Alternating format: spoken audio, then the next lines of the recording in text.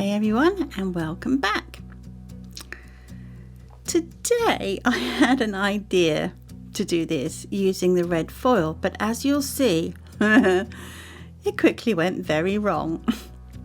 This stuff is like air, it's like gossamer.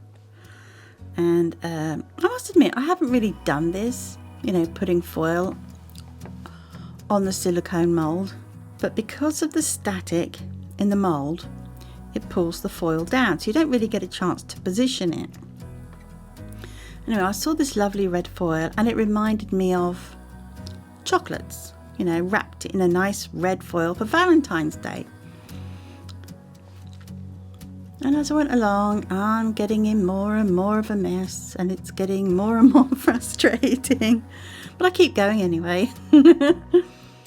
Yeah, and this just did not work out. But we will solve that problem later, because eventually I'm a bit slow, but the light bulb did go on. So we will get to use the red foil.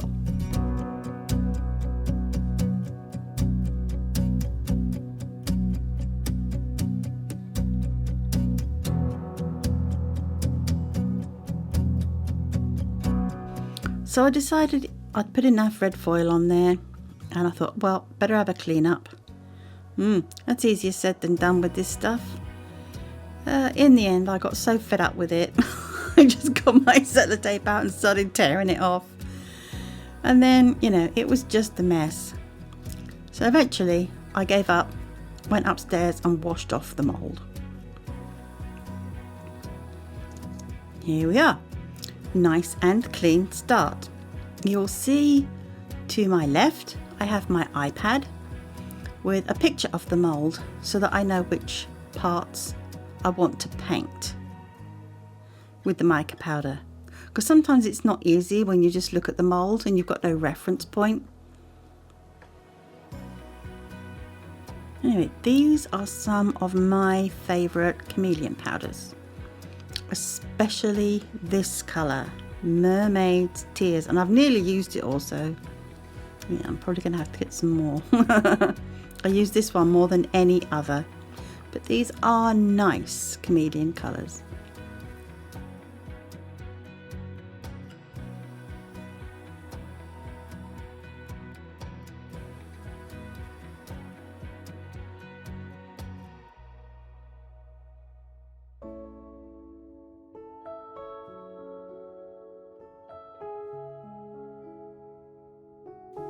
Yeah, again, I was a bit slow. Don't know why I didn't put in the parameters on my iPad to make it stay on for more than 2 minutes.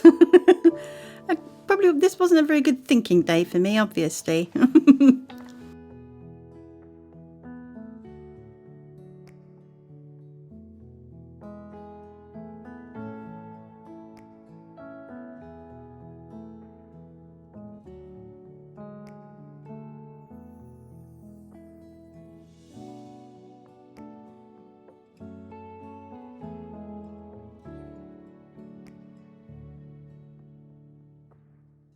I must admit that I do like using chameleon powders. I think they're fun, and the way they change in the light.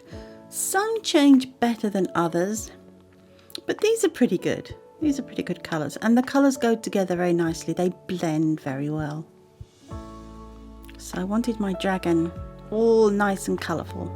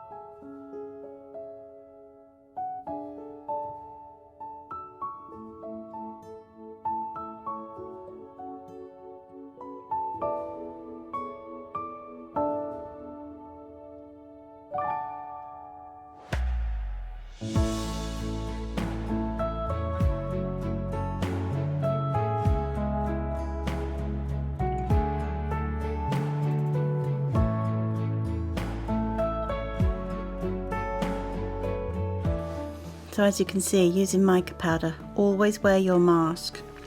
You don't want this stuff in your lungs, especially not if you're like me, an asthmatic.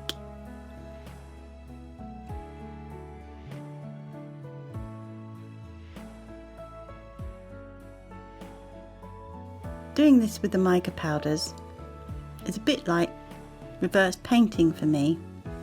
I really like it, I really enjoy it. And again, it's somewhere that I can really just sort of really get into it. It's very relaxing, I like it.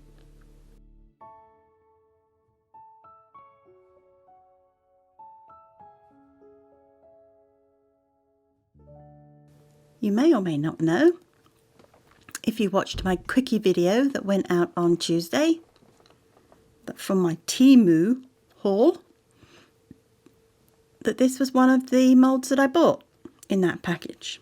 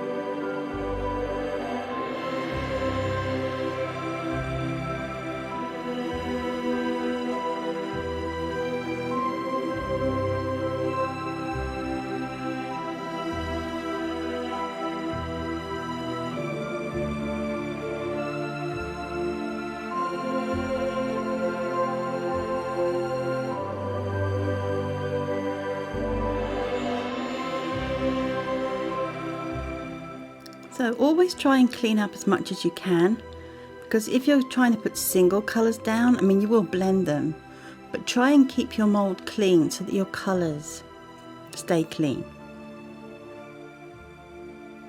And even though this pot colour says it's carmine red, it's more of a sort of a pinky mauve, but I like it, it's appropriate.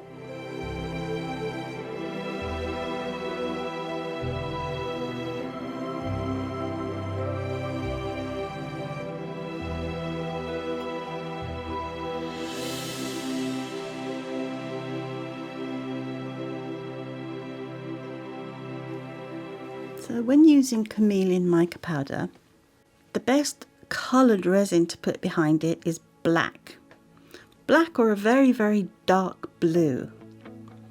Because the darker the colour, the more the chameleon powders will pop.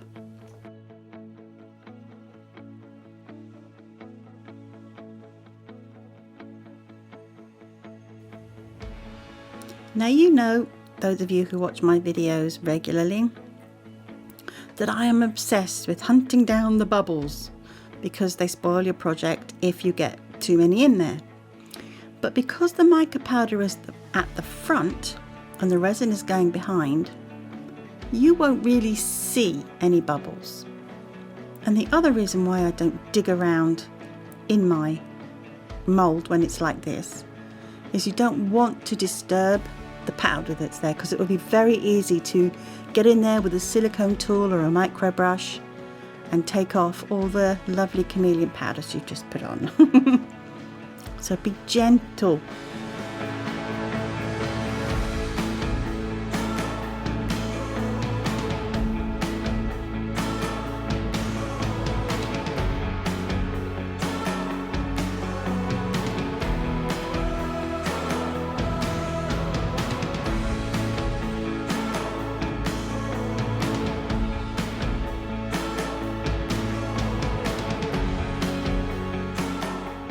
By all means, use a little bit of a micro brush just to take the resin into the pointy bits because sometimes they don't get formed when there are sort of spines or horns, So just drag them in gently, go around his spines there, just to make sure that they go in.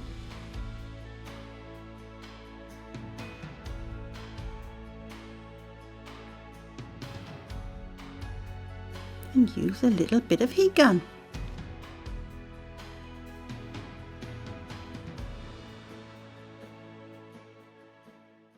Unmolding, always the fun bit. At least this mould isn't a challenge for my poor old hands. Very straightforward. And I must say that this mould does make a very nice project. Yeah, I just love chameleon powders.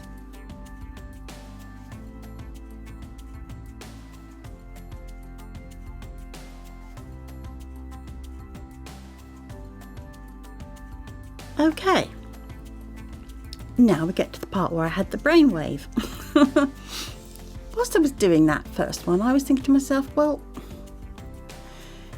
if I put the chameleon powder down first and then clean off the silicone mould where I want to put the red foil, surely that would work. And it did. Now the silicone mould still, because of the electricity in it, static electricity in it, it still tends to grab the foil, but at least it doesn't stick to the parts that I don't want it to stick to. It's still a bit of a challenge though, because as I said, this stuff is ethereal. I mean, it's just like nothing.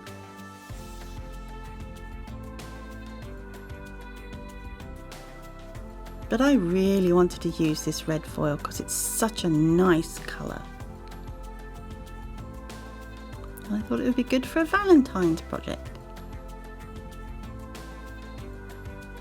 Also, with this project, I'm getting my Valentines in. I'm also getting my Year of the Dragon in, so I've got a twofer.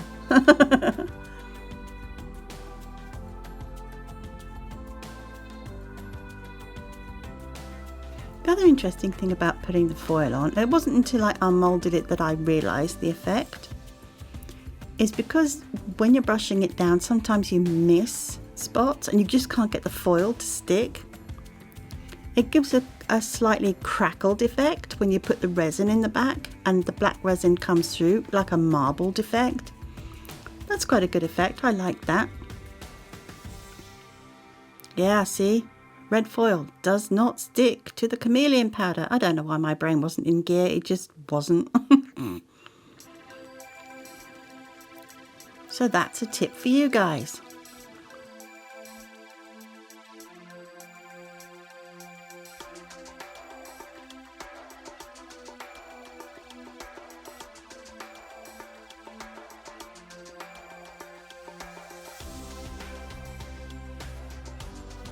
If you put a piece of foil over the top of another piece of foil, it won't stick, so it just brushes away.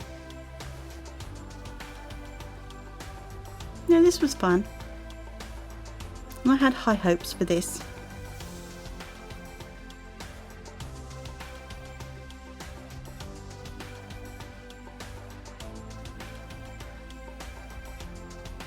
Yeah, it was a little bit difficult trying to get it to stick to that tiny space at the top there, but it did.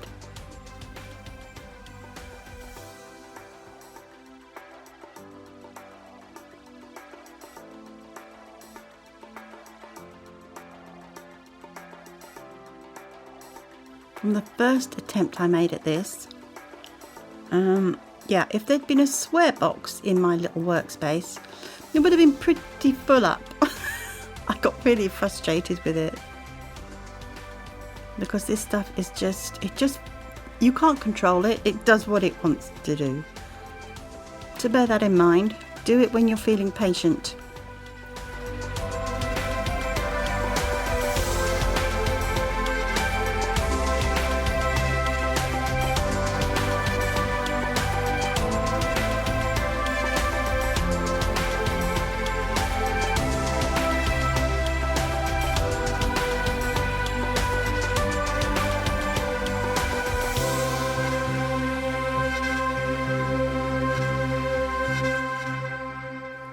last few bits to go down. If you do this, don't forget to put the red foil up the sides as well.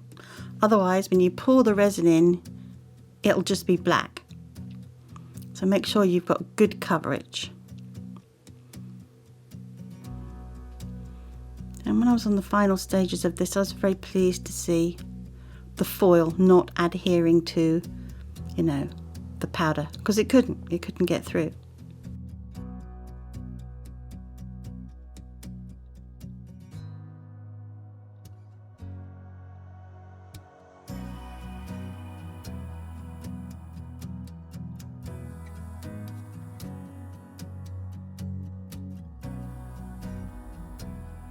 Even if you rub over the mica powder, you won't really disturb it because it's already blended.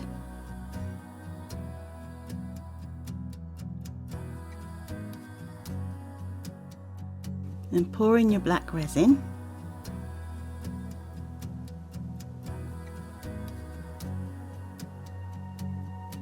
Again, don't go poking it around with micro tools or silicone tools too much. You can do the sort of bits that I did before, trying to get it in the pointy bits, but be gentle.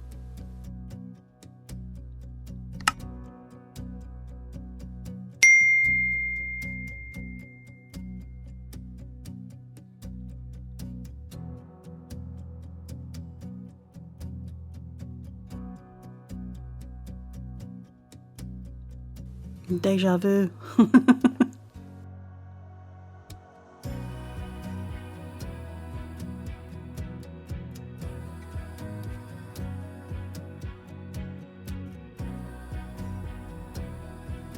I was excited to see how this turned out. I was hoping it would keep all its lovely red shiny, and it did. Look at that. I'm so glad that the old light bulb went on and I did actually manage to get the red foil in this project. I hope you enjoyed that Valentine's project, and thank you for watching, and I will see you back here same time, same place next week. Bye for now.